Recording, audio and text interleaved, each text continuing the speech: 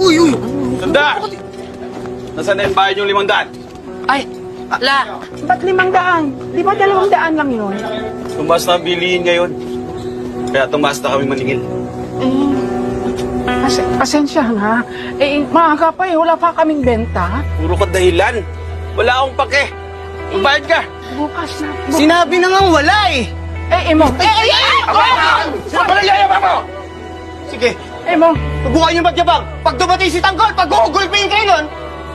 Tanggol? Nasaan? Sino ba yung tanggol na yan? Hindi kami kaya niyan. Magbayad ka na, Tanda! Kung hindi, magsisisi ka. Mga bukas na talaga. Pag-iipunan ko pa yan nakabukas lang din kasi. Pasensyahan tayo!